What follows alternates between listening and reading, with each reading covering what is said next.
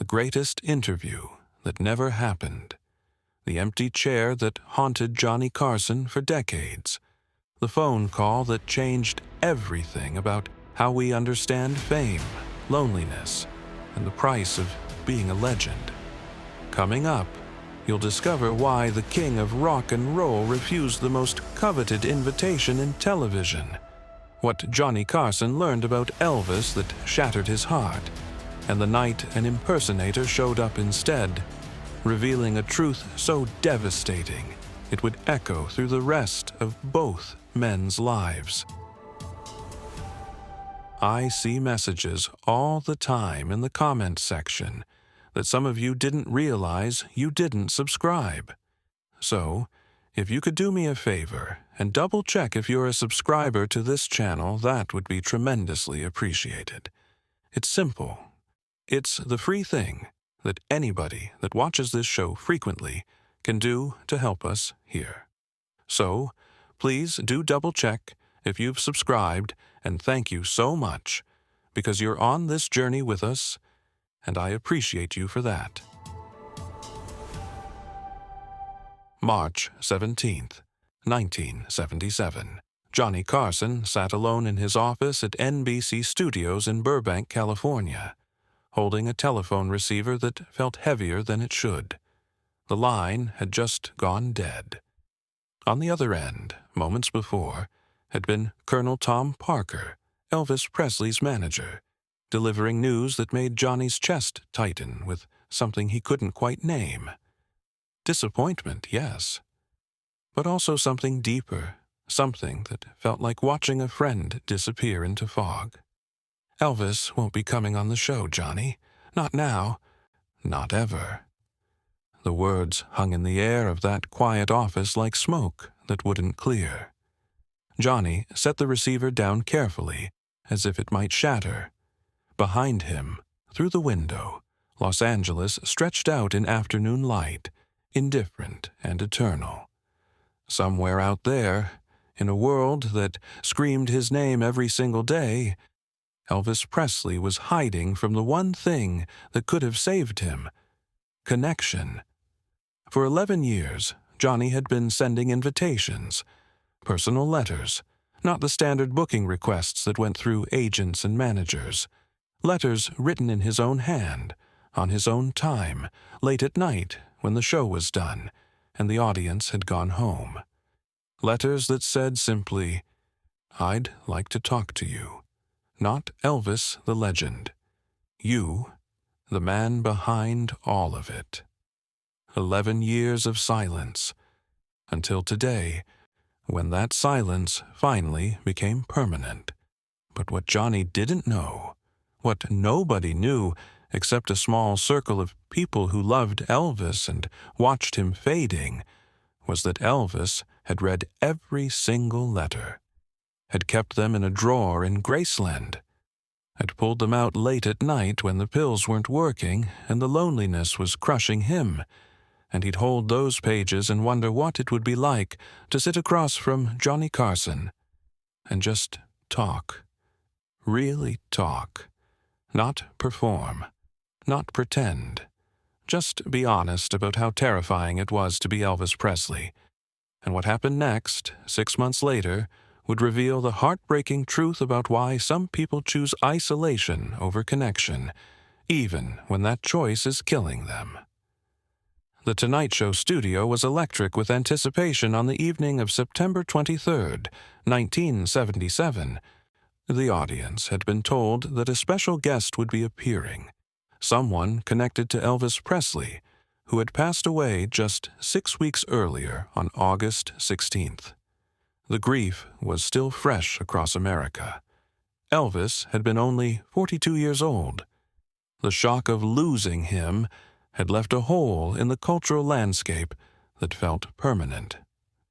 Johnny walked onto the stage that night carrying a weight that his audience couldn't see. Ed McMahon noticed it immediately. In 15 years of working together, Ed had learned to read Johnny's moods like a book. Tonight, something was different. Johnny's usual pre-show energy, That controlled excitement that made him so magnetic on camera was muted, replaced by something quieter, something sad. "You okay, Johnny?" Ed had asked in the moments before the cameras rolled. Johnny had nodded, adjusting his tie, and checking his cue cards, doing all the mechanical things that kept the show running, but he didn't meet Ed's eyes. "I'm fine, just thinking about someone who should have been here." The monologue went well. Johnny's timing was perfect as always. The jokes landed, the audience laughed, but anyone watching closely, anyone who knew him, could see that his heart wasn't fully in it. He was performing, yes, but there was a distance there, a sense that part of him was somewhere else entirely. When it came time to introduce the guest segment, Johnny's demeanor shifted. The lightness drained from his face. He looked directly into the camera, and when he spoke, his voice carried a gravity that made the studio fall completely silent. "Tonight, we have someone very special joining us. Not Elvis Presley, as I had hoped for so many years. Elvis is gone now, and that loss is still too fresh for words. But we have someone who knew Elvis perhaps better than anyone outside his inner circle. Someone who spent years studying him, understanding him, becoming him in a way that's both beautiful and heartbreaking. Ladies and gentlemen, please welcome Elvis impersonator Jimmy Ellis, performing as Orion." The audience applauded, but the energy was strange. Confused. This wasn't what they had expected. An impersonator? Why would Johnny Carson, who had interviewed presidents and legends, dedicate a segment to someone who made their living pretending to be someone else? Jimmy Ellis walked onto the stage wearing a gold lame jacket and dark sunglasses, with a mysterious mask covering part of his face. His resemblance to Elvis was uncanny. The way he moved, the tilt of his head, even the nervous energy that radiated from him, all of it screamed Elvis. But it also screamed something else: loneliness. The particular kind of loneliness that comes from spending your life trying to be someone you're not. Johnny stood and shook his hand. The audience noticed something then. Johnny didn't do his usual jovial welcome. He didn't crack a joke. Instead, he held Jimmy's hand a moment longer than normal, looked him in the eyes, and said something that the microphones barely caught. "Thank you for being brave enough to come here." Jimmy sat down. The studio was unusually quiet, and then Johnny asked a question that nobody expected. "Jimmy, you've spent years becoming Elvis, studying every gesture, every vocal inflection, every mannerism. You probably know things about him that even his closest friends missed. So I want to ask you something serious. Something I've wondered about for a long time. Why do you think Elvis never came on this show? What was he afraid of?" The question hung in the air like a challenge. Jimmy's hands, resting on the armrests of the guest chair, began to tremble slightly. Behind the sunglasses and the mask, his expression was impossible to read. But his voice, when it came, was pure Elvis. That Memphis drawl, thick with emotion. "Mr. Carson, that's the question, isn't it? The one nobody wants to answer honestly." Johnny leaned forward. The cameras caught every second. "I'm listening." You won't believe what Jimmy said next. The truth about Elvis that America wasn't ready to hear. Stay with me, because this moment changed everything Johnny Carson thought he knew about fame. Jimmy Ellis took a breath. The studio lights reflected off his sunglasses, making it impossible to see his eyes. But his voice, when he spoke, was steady, measured, carrying a weight that seemed too heavy for one person to bear alone. Elvis was terrified of being real on television. The statement landed like a stone in still water. The audience shifted uncomfortably. Johnny's expression didn't change, but his jaw tightened slightly. He knew there was more coming. "You have to understand," Jimmy continued, his voice taking on a cadence that was eerily Elvis-like. "Elvis spent his entire adult life being a character. Elvis, the performer. Elvis, the heartthrob. Elvis, the rebel who became Vegas royalty. But Elvis, the man? Elvis, the scared kid from Tupelo who never quite believed he deserved any of it? That Elvis stayed hidden. Because if people saw that version, if they saw how lonely he really was, how terrified he was that everything could disappear tomorrow, then the magic would break. And Elvis couldn't let the magic break. It was all he had." Johnny's hands were folded on his desk now. His famous, easy smile was gone.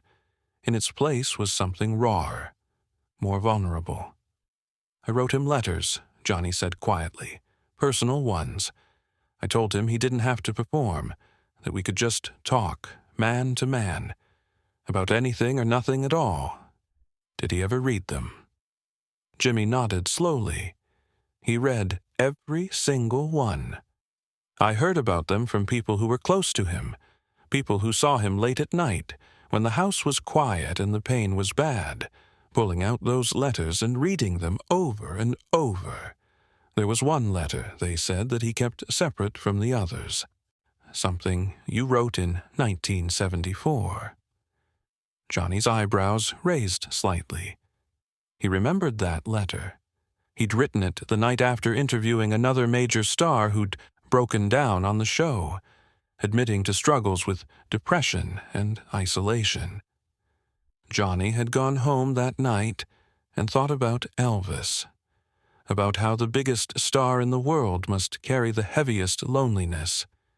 He'd written the letter at 2 a.m., sitting at his kitchen table, trying to find words that might reach someone who seemed unreachable. "What did people say about that letter?" Johnny asked, his voice barely above a whisper. Jimmy's voice cracked slightly when he answered. "They said Elvis cried when he read it. They said he told someone close to him, 'Johnny Carson is the only person who understands. But I can't do it. I can't sit across from him and pretend everything is okay. And I can't sit across from him and admit everything is falling apart. So I can't go at all." The studio audience was completely silent now. Some people had tears in their eyes. This wasn't what they'd come to see. They'd come for laughs, for entertainment, for the Johnny Carson they knew from every other night. Instead, they were witnessing something entirely different. Two men talking about a ghost, about the man Elvis might have been if he'd found the courage to be vulnerable. Johnny looked down at his desk for a long moment. When he looked back up, his eyes were bright with unshed tears. I wish he'd known it was okay to not be okay. That sitting in that chair wouldn't have diminished him. It would have made him more human, more real, more lovable, not less. He knew that intellectually, Jimmy said softly, but emotionally? Emotionally, Elvis was still that poor kid who was sure someone was going to take it all away. And if he let people see behind the curtain, if he admitted he was struggling, he was convinced that would be the thing that ended it all. The career, the love from fans, everything. So he stayed in character until it killed him. The words hit like a physical blow. Until it killed him. There it was, the truth that everyone had been dancing around since August. Elvis hadn't just died of a heart attack. He died of isolation, of the crushing weight of being an icon instead of a person. Johnny took a breath. Then he did something he'd never done before in his 15 years hosting The Tonight Show. He abandoned the interview format entirely. He turned his chair to face the camera directly, looking past Jimmy, past the studio audience, speaking to the millions watching at home. If you're watching this tonight, and you're carrying something heavy, some fear or pain or loneliness that you think you have to hide, please hear me. You don't. The people who love you want to see you, the real you, not the performance, not the mask. They want to know that you're human, that you struggle, that sometimes you're scared. That doesn't make you weak. That makes you honest. And Elvis, wherever you are now, I hope you finally have the peace that you couldn't find here. I hope you know that I would have loved talking to the real you, not the legend. Just you. The studio erupted in applause, but it wasn't the usual thunderous response. It was gentler, more reverent. People were crying openly now. Ed McMahon, sitting at his desk, had his head down, wiping his eyes. The camera operators were fighting to stay focused on their work. But the most powerful moment was still coming. Because what Jimmy Ellis said next would reveal the secret that changed everything about how Johnny Carson understood his own life. Wait, you need to hear what happened after the commercial break. The conversation that the producers almost didn't let air. The moment that made Johnny Carson question everything about fame and connection. When the show came back from commercial, something had shifted in the studio. The audience felt it. The energy had changed from entertainment to something more sacred, more necessary. Johnny hadn't returned to his usual position behind the desk. Instead, he'd moved his chair closer to Jimmy's, who was sitting almost beside him, rather than across from him. The staging was intimate now. Two people having a conversation that happened to be televised. "Jimmy," Johnny began, his voice quiet, "you've built your entire career on being Elvis, on giving people the closest thing they can get to the real experience. What does that do to you? Who are you when you take off the glasses and the jacket?" The question seemed to catch Jimmy off guard. Behind the mask, his mouth opened slightly, then closed. He was silent for a long moment, and the audience held its breath, waiting. "Mr. Carson, I don't know if I remember anymore." The honesty in those words was devastating. Johnny's expression softened even further. "When did you start?" Johnny asked gently. "I was 17, Jimmy said. 1961. Elvis was already the biggest star in the world, and I was just this kid from Alabama, with a voice that happened to sound like his. People started telling me I looked like him too, if I styled my hair right, wore the right clothes. So I did. I became Elvis for other people, and somewhere along the way, I stopped being Jimmy." Johnny nodded slowly, understanding dawning in his eyes. "And now Elvis is gone, but you're still wearing the costume." "Because it's all I know how to be," Jimmy admitted, and his voice cracked. "I'm trapped playing a man who was trapped playing a character. It's like some kind of terrible mirror. Elvis couldn't be real because he was too afraid. And I can't be real because I've forgotten how." The studio was absolutely silent. This had gone far beyond a typical talk show interview. This was therapy. This was confession. This was two people admitting truths they'd maybe never said out loud before. Johnny reached over and did something unprecedented. He gently removed Jimmy's sunglasses. The cameraman hesitated, unsure if they should zoom in, but Johnny gestured for them to stay wide. This wasn't about exploitation. This was about dignity. Jimmy's eyes were red. He'd been crying behind those glasses, and now everyone could see it. He looked younger without them, more vulnerable, more human. "There you are," Johnny said softly. "There's Jimmy." Jimmy's face crumpled.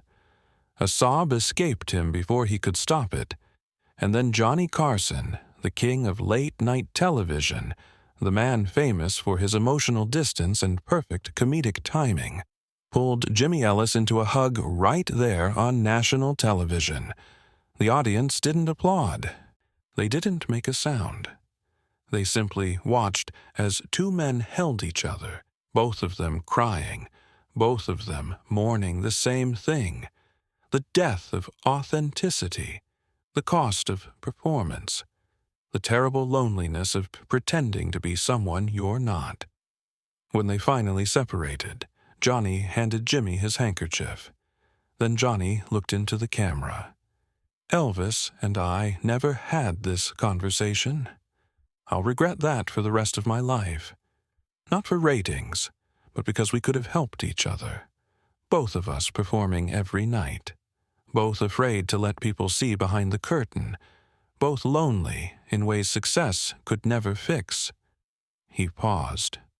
Elvis died keeping his mask on. I don't want to do that. So let me tell you something I've never said publicly. The cameras pushed closer. Johnny dropped the performance completely. I've been married 3 times. All failed. I have 3 sons I barely know because I was always working.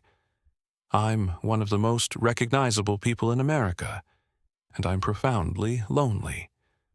I go home to an empty house most nights and wonder if success is supposed to feel this hollow. The audience was stunned. Johnny Carson didn't do this.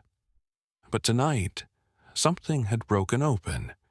I'm telling you this because Elvis couldn't. I want someone hiding behind their own mask to know it's okay to take it off. It's okay to be scared. It's okay to be human. Jimmy had removed his mask now, too. The full disguise was gone. He was just a man sitting next to another man, both of them stripped of pretense, both of them raw and real and heartbreakingly honest. Mr. Carson, Jimmy said quietly, why do you think Elvis really didn't come on the show? The real reason, not the public one. Johnny thought about this for a long moment. When he answered, his voice was soft but certain. I think Elvis knew that if he sat in this chair, he wouldn't be able to keep up the performance. That terrified him.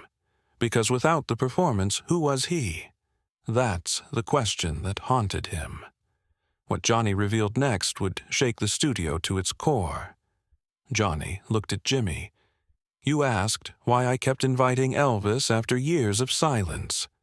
Want the truth? I saw myself in him. The kid from Nebraska who never felt good enough, who learned to make people laugh so they wouldn't look too closely. Elvis and I were the same person in different costumes. He knew that. That's why he kept my letters. That's why he couldn't come. Because if we talked, really talked, he'd face the fact that we were both prisoners of our own success. The studio was silent. This had transcended television. There's a phone call I got 2 days after Elvis died, Johnny continued, from Jerry Schilling, one of Elvis's friends. Jerry told me Elvis had decided to call me 3 days before he died. He'd finally worked up the courage to appear on the show. But differently. No audience, no cameras. Just come to the studio and talk, privately, to practice being real before trying it in front of the world. A collective gasp. Jimmy's hand flew to his mouth. Elvis never made that call. He got scared. 3 days later, he was gone. Jerry called because Elvis made him promise.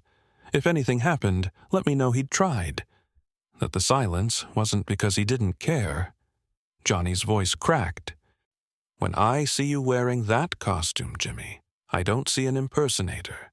I see someone carrying the same burden, being a fantasy instead of a person. He took Jimmy's hand. You're enough. Without the costume, without the performance, Jimmy Ellis is enough. You don't have to be Elvis to matter. Jimmy was sobbing now. Not quiet tears, full, body-shaking sobs. Johnny moved closer and just held him, letting him cry, letting him feel everything that had probably been building for years. When Jimmy finally spoke, his voice was raw but clear. "I don't know how to be myself anymore. I've been Elvis for so long." "Then let's figure it out together," Johnny said. "Starting now. Starting right here. Tell me something about Jimmy that has nothing to do with Elvis. Tell me who you were before all of this. Tell me who you want to be now." And for the next 15 minutes, something extraordinary happened. Johnny abandoned everything that made his show successful. No jokes, no comedy bits. He just talked to a lost man and listened while that man found himself. Jimmy talked about growing up poor in Alabama, singing in church, how his mother died when he was 14, and he'd used Elvis's music to cope. About the woman he loved and lost because she felt like she was dating a ghost. About standing in front of mirrors trying to remember his own face without the sideburns. Johnny listened, asked gentle questions, let silences breathe. Gradually, Jimmy wasn't Elvis anymore, just Jimmy. Scared, broken, honest Jimmy. At the last commercial break, producers were in shock. They'd run over time, abandoned planned segments. But Fred Dordova had tears streaming as he made his decision. Keep cameras rolling. This is more important. This is television that matters. When the show came back from commercial, Johnny and Jimmy were still sitting close together. But now they both looked different. Lighter somehow. Like something heavy had been lifted. Johnny turned to the camera one final time.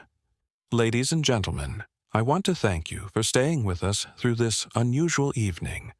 This wasn't what we planned, but sometimes the most important things are the ones we don't plan. Tonight was supposed to be about Elvis Presley, the legend who never came on this show. Instead, it became about something more important. It became about the cost of hiding who we really are, about the loneliness that comes from performing instead of connecting, about the courage it takes to be vulnerable." He gestured to Jimmy. "This man came here tonight wearing a costume, playing a role, and he's leaving as himself. That takes more bravery than anything else I've witnessed in 15 years of doing this show. Jimmy, thank you for trusting me. Thank you for trusting all of us with your truth." Jimmy smiled, a real smile that had nothing to do with Elvis. "Thank you for seeing me, Mr. Carson." "Johnny," Carson corrected gently. "Just Johnny." The audience stood and applauded, but it wasn't the usual standing ovation. It was something quieter, more personal. People weren't celebrating a performance. They were honoring a moment of genuine human connection. After the show ended, Johnny and Jimmy stood in the empty studio as lights were turned down. "What are you going to do now?" Johnny asked. "Take off this costume. Figure out who Jimmy Ellis is. It's scary, but I can't keep being a ghost." Johnny pulled out a business card and wrote his home number. "If you need someone who understands hiding behind a persona, call me. Not the show. Me directly." Jimmy stared at it. "Why do you care about some nobody who pretends to be Elvis?" "Because Elvis died alone, thinking nobody could love the real him. You're not nobody, Jimmy. You just forgot. But you're going to remember." They hugged. "Be brave," Johnny whispered. "Choose connection over isolation. It's the only way to really live." What America didn't know was that this night changed Johnny Carson forever. In the weeks after, NBC received over 100,000 letters. People wrote about saved marriages, starting therapy, permission to stop pretending. Jimmy Ellis performed his last show as Orion 3 months later. He removed the mask permanently. His career was smaller, but he said, "I'd rather be a small version of myself than a big version of someone else." Johnny retired in 1992. In his final episode, he mentioned Elvis and that night. Elvis never came on this show. That's one of my biggest regrets. Not for ratings, but because we could have helped each other. The mask we wear becomes the prison we can't escape. Elvis died in that prison. The truth about why Elvis never appeared isn't complicated. It's devastatingly simple. He was too afraid to be real, too afraid that without the performance, people wouldn't love him anymore. So he chose isolation over connection. He chose the costume over the man underneath. And that choice cost him everything. The empty chair remains one of television's most powerful symbols. The chances we don't take. The conversations we don't have. The masks we're too scared to remove. If you're hiding behind your own performance, hear this. The people who really love you want to see the real you, not the character, not the role.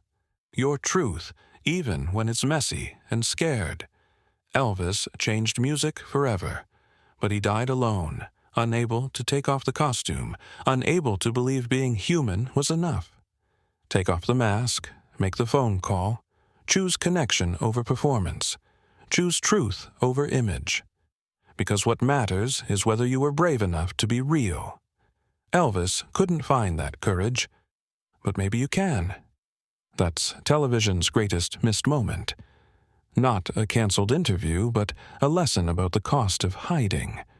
Choose to be seen now, while you still have time.